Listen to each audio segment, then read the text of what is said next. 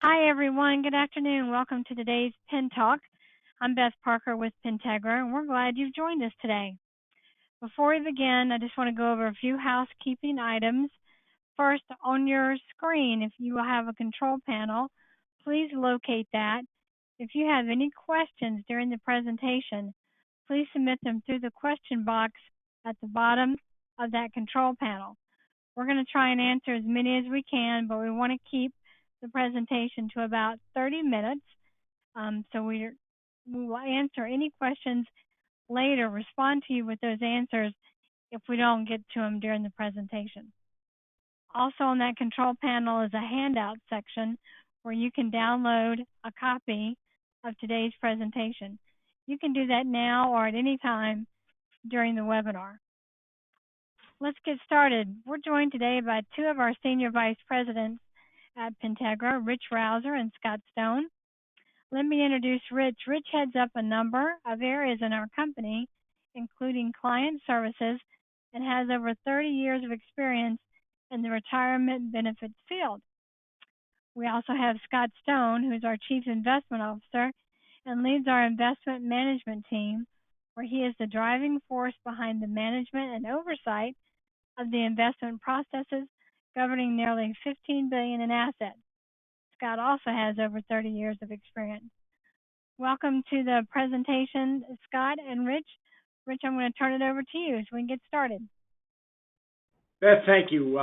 Appreciate that introduction for us, and thanks to everybody who could attend this webinar this afternoon. We wanted to do a couple of things today. We wanted to give you an update as to state of affairs at Pentegra in terms of the coronavirus and give you an idea of what's going on and what's not going on, both from a corporate as well as from a client and participant standpoint.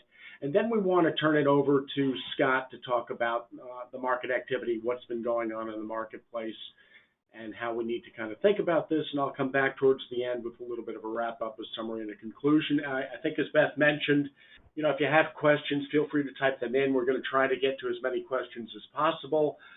If for some reason we don't get to them, we'll come back to you individually with answers. So, the first thing I wanted to say is that from a corporate standpoint, we are, looking at and preparing for this coronavirus every single day. We're being extremely well prepared. We're being proactive, and we're probably working under the heading of an abundance of caution, is what I would say. I think from our standpoint, first and foremost, we want to make sure we try to keep our staff healthy. So if we can limit exposures, that's obviously great. Second thing is, in terms of our staff members who travel out to reach and meet with clients and participants, we're working with an abundance of caution there. We're actually asking clients, do you really want us to come? Is there a better way to do it in the interim period? We have lots of remote capabilities, webinars, so on and so forth. So we do want to respect client wishes in terms of us not introducing, God forbid, some travel-related virus and vice versa. So protecting our staff, protecting you, our clients, ends up helping protect all of our businesses is the bottom line. So abundance of caution is the operation of the day. And again, our staff members, all of them are fully capable of working remotely. We've tested that on numerous occasions, and we actually tested most days each week where people alternate between in-office and out-of-office. So we're fully functional no matter where our staff members are working from. So that's kind of the good news. In terms of the market activity, which has been mostly negative in terms of equity markets and in terms of bond fixed income markets, and Scott's going to get into deeper detail on that, interest rates have tumbled in those areas. And, this is obviously not the first time we've seen this kind of market activity. It happens every so often periodically. The one thing that we normally talk to participants and investors in general is, the idea of looking at a long-term approach, the idea of understanding your individual risk tolerance level, understanding your asset allocation strategy, and our general word of thinking is let's not overreact and disrupt necessarily a long-term strategy. We were interviewed by the press earlier this week, and they really wanted to know what was going on at the participant level. Did we see an uptick in trading activity? Were people selling equities? And And looking around and looking at our systems and what's been going on, our call center, for example, the activity we've had very little market-related activity, quite honestly. I did an update on that from our internal staff, and I got an update from our consultants who had been traveling nationwide with our clients. And again, we've had very, very little reaction. Actually, some of the reaction has been in the vein of, well, yeah, you know what, the market maybe was due for a downturn or so on and so forth. So I guess the general sentiment is what's going on is not expected, not unexpected, I should say. And by and large, we see folks taking it in stride and utilizing what I call kind of a long-term strategy to how they manage their personal assets. So if that changes, and it may change, we're always keeping an eye on that. So with that said, a couple of things are happening in addition. We did put some material up on the participant website speaking to market volatility. We did or are in the process of sending just a client update in terms of what are we doing here at Pentegra from a corporate standpoint, and how well prepared are we if they're to try to prevent any disruption in operations. So that I think is all well in hand. And with that said, I'm going to turn it over to Scott for the next segment of the discussion. All right, thank you, Rich. The purpose of the call really is to kind of give everyone an idea of what's going on in the markets because of this. And I think that you have to start with, what it is we're dealing with. So one of the first things that people need to realize is that coronavirus is not a virus. It's actually a family of viruses. It's not a single virus. In fact, there are multiple coronaviruses out there. And if you actually only flip back here, you can see where it gets its name. This slide here that we show you on your screen, it looks like a volleyball that someone's glued some stalks of broccoli all around it. Scientists, when they look at these things, they look at them under a microscope that is backlit. So when the light shines behind this thing, it looks sort of like a total eclipse of the sun. That is a dark center where the moon would be, and this kind of glowing corona around the virus itself. So that's where it gets its name, is coronavirus, when you look at it under a microscope. So coronaviruses, generally speaking, in humans tend to manifest themselves as upper respiratory problems, seasonal flu, seasonal cold. However, it's not just in humans. You can see coronaviruses in humans and typically in other mammals, as well as avian species. There are 4 main subgroups of this: alpha, beta, gamma, and delta. And they occasionally mutate to the point where something is new that seems to be a little different from the past, and then the symptoms from that virus are different. The most recent coronavirus outbreaks include SARS, or severe acute respiratory syndrome, back in 2003, and then MERS, Middle East respiratory syndrome, that was in 2012, and today this what's known as COVID-19, or the Wuhan coronavirus, that actually originated in China, in Wuhan, China. And the first one of these things was actually found in the mid-1960s, and they called it 229E, and that's basically the common cold. So, coronavirus is nothing new. We've dealt with this kind of thing before, but the issue is that this one may possibly be a little different. Every time is different. So we're showing here now the distribution of confirmed cases by country. This is from John Hopkins University as of earlier this week or last weekend. And at the time, there were about 90,000 cases worldwide. The vast majority of those were still in China. But we know it's actually now present in South Korea, Italy, Iran, Japan, and now in the U.S. There's been a handful of cases in the U.S., most notably in Washington. And currently, the death rates are the highest in Iran and China. And there could be a lot of reasons for that, but which we can get into in a few minutes. But the reality is that this, according to the Wuhan Institute of Virology, a paper they published about a month ago, this particular coronavirus, COVID-19, shares about 96% of its genetic material with a bat coronavirus, as a bat-carried and transmitted virus, typically in animals, typically in bats. By the way, these things can jump from time to time, and that's what they speculate now, or at least the evidence is that this came from bats and migrated somehow to human beings from a bat. Now that's a theory; it's not necessarily a fact yet, just because of that high match. It also is an 80% match to SARS, so it's very similar to SARS, but again, it's not necessarily the same thing. So, hygiene, seasonality, cultural norms in these countries, in places like Italy and Iran, it's very common to greet and depart with not just handshakes, but a kiss to each cheek. There's a lot more physical contact. That affects it. These cultural norms affect it because it is passed typically in water droplets and vapor in the air, or can be passed essentially water droplets or mucus droplets on the hand or on a doorknob. And if you rub your eyes or rub your nose after you've touched it, then it can also infect you. So what is the impact so far? The equity markets have sold off from peak levels more than 10%, and of course another 3 or 4% this afternoon is down again. The bond markets are headed lower as well in terms of interest rates, although the prices there are skyrocketing on the bond market. So essentially, we see this, this elevated volatility. You might have noticed that there's been 1,000-point or 800-point up days as well as down days, and that's typical for something like this, where uncertainty is king. The issue for the markets right now is the uncertainty.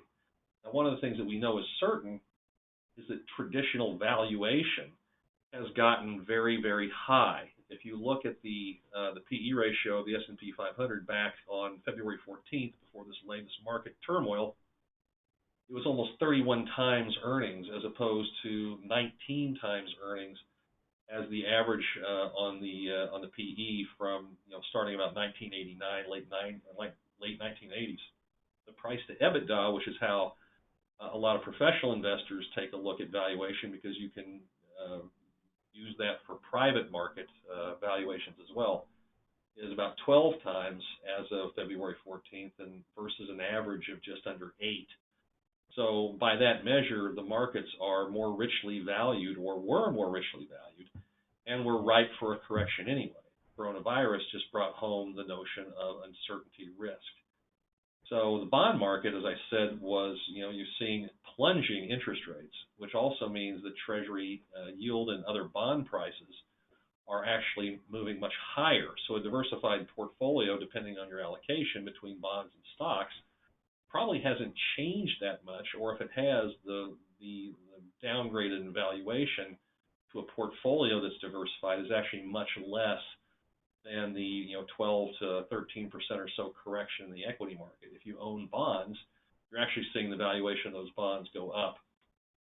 What's really interesting is that the yield curve was also inverted, and that would be one of the reasons why the Federal Reserve cut interest rates, because short-term rates with this move in the marketplace are actually above long-term rates, and we call that a yield curve inversion. That typically, all other things being equal, a short-term interest rate is going to be lower than a long-term interest rate, because there's more risk over time if you're lending money to somebody, anybody, including the U.S. federal government. So when the Federal Reserve sees that, they don't like to see an inverted yield curve, because a lot of times an extended inversion of the yield curve is a harbinger of a coming recession, because the Federal Reserve has rates too high. So I would expect that this emergency rate cut that the Fed did is contingent upon a continuation of this crisis. And once the crisis is over, the Federal Reserve will probably be very eager to return interest rates back to normal, whatever that is.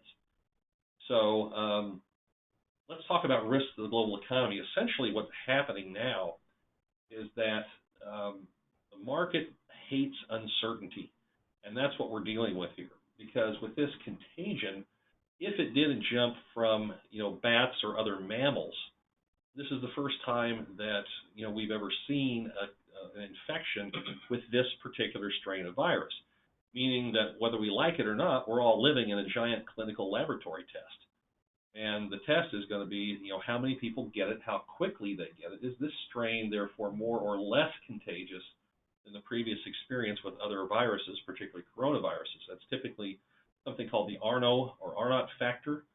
That how many people does one infected person then infect? If one person, for instance, affects 2 people before realizing that there is a health issue, then the RNA number is 2. If it's 4, if it's 10, if it's 20 or 30, then it's obviously it's going to be highly contagious. So that's one of the other factors that health officials are keeping an eye on. The period of uncertainty. For now, we just don't know how long the incubation period is. The belief so far is that it's anywhere from 5 days to 2 weeks. To the extent that the incubation period is longer, that is, someone gets infected, but it takes them 2 or even 3 weeks to show any symptoms, and that person is contagious, then that's much more viral, a more contagious disease, because people can walk around and carry about their normal lives without realizing they're infected and therefore infecting other people. The quarantine period, we're talking now 2 and 3 weeks is what most health officials around the world are looking at, because they think, anyway, they're not sure, but they think that the period of incubation is longer. Also, what is the reinfection rate? That is, how many people get sick again with the same virus after they think they've beaten it? That is, if you've had a common cold or a flu in any flu season, a lot of times you'll find that you first catch the flu in December, and then it comes back again in January, maybe even again in February. So that's, it could very well be a different infection, but it also could very well be that you're getting re-exposed and that your body hasn't fought it off, or that your body, in fact, hasn't fought it off entirely, and you get reinfected.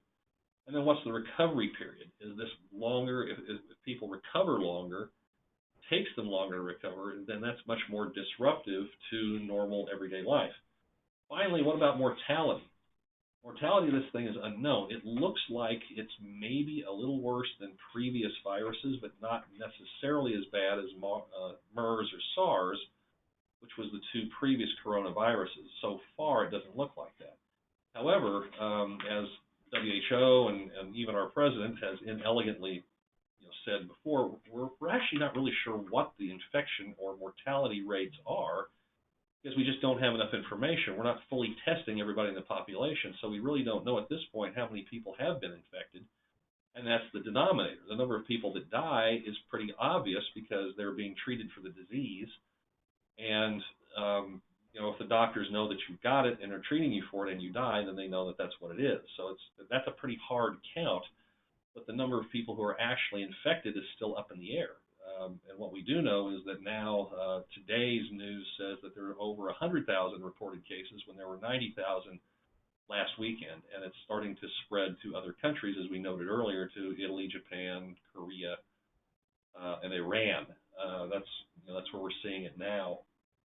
So the people that are at risk for this, particularly as with other viruses, are the elderly. All the deaths in the U.S. have come, for the most part, unless there's news today or last night, from a nursing home in Washington State. And the people that are most at risk for this are the elderly and people who have other underlying health issues, people that have asthma or other breathing difficulties, immunodeficiencies from cancer treatments or from other illnesses, people who are at risk for heart disease, high cholesterol, type 2 diabetes, high blood pressure, things like that.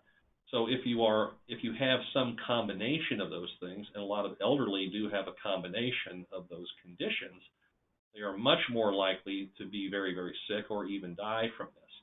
And the truth is that tens of thousands of people every year in the U.S. alone die from influenza or influenza-related diseases. So right now, the coronavirus is nothing more than a rounding error to this. The danger, of course, is that it could be much, much higher and double or triple those rates, which we don't know. So the issue is the market is completely uncertain. Since this is something that we think has jumped from animals, and we think that it is the first time this particular strain has spread itself through the human population, the reality is we don't know the risks. We don't know the uncertainty levels on a number of different parameters.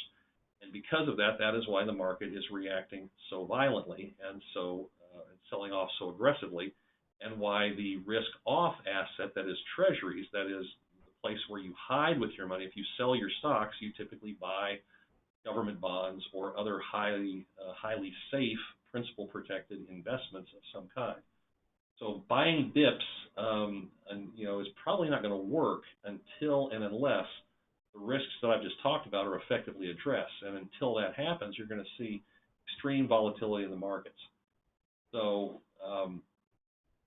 why specifically to the underlying numbers is this a problem? Well, extrapolate from the things that we've been talking about. Supply chains are now a problem, particularly in China. We get a lot of our electronics, we get a lot of computers, we get a lot of things from China that are manufactured there. To the extent that people are essentially quarantined in their homes, the suppliers of various parts and components, anything from the electronics in an Apple phone to components in automobiles, anything else, could be holed up, and you could have, as Rich likes to point out, you could have 99.9% of the components you need to complete an automobile, but if that one or two parts are hung up and you can't get them anywhere and you can't source them, all those cars sit on the assembly line and they stop. Plus, if people are getting sick in that plant, they're going to be quarantined and they're going to be shut down anyway.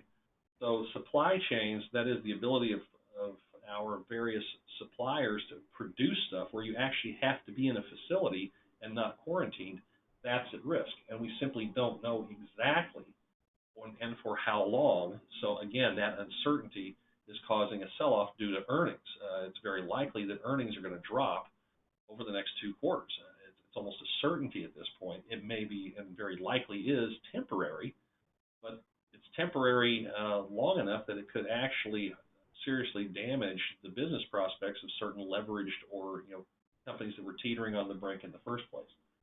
The other side, on the demand side, is also weakening consumer demand. We already are seeing reduced travel restrictions being put in place by everyone from ExxonMobil to Pfizer to Pentegra. That all unnecessary travel is now temporarily put on hold because we don't want people cooped up in planes, trains, and automobiles, where it's very possible that the infection rates could be very high, and the people that are on those planes, trains, and automobiles will bring the disease or the virus back to their workplace. Less time in stores. People aren't going to the malls. They're not necessarily going out to eat. They're staying home. And certainly less travel is all the tourism dollars that come with that. So it's going to be very, very difficult to actually continue on as we're used to in this environment, unless and until we get some closure and some actual statistics and data. And the only way to get the data is to look at the people who are actually getting sick. And we just don't know how many of those people are yet. So in terms of mitigating the risks, it's pretty much straightforward. Self-quarantining, you stay at home when possible. In the past, if you had a cold or a flu, you might come to the office. Don't do that anymore. You'll work from home or, call in sick or whatever it is that you need to do to not infect your coworkers at your site. If you're going to go, the best advice I've heard from the CDC and from others is that if you were going to go to the doctor anyway, go to the doctor, but don't clog up the system if you're not showing the symptoms, which include high fever and respiratory distress, that is shortness of breath or other respiratory issues, a lower respiratory tract infection. Those are the simple things, and people are doing them already. So the reality is that we're going to slow the contagion rate just from our ability as a free country with lots of information on the internet and on the news to slow this thing down. So the more extreme steps, as they're taken in China, include government-enforced quarantines, lockdowns of cities or even regions, and putting the at-risk population, that is the elderly and the sick, under special restrictions. And it's the length and the breadth of these disruptions that are going to tell us how long this lasts.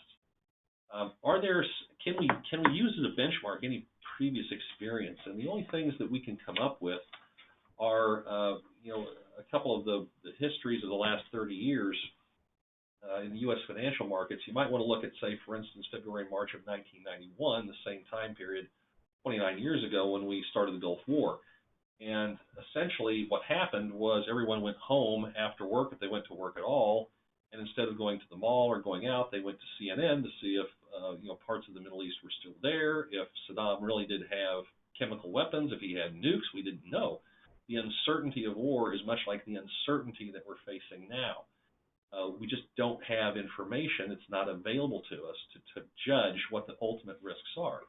It was the result was a recession, but it was a fairly brief recession, and it took basically until the fourth quarter of 1991 before we were fully back from that. So less than a year, but still it was many months before the economy recovered. The other one, of course, is the 9/11 tragedies, when we did have an enforced quarantine, if you will, on the airlines.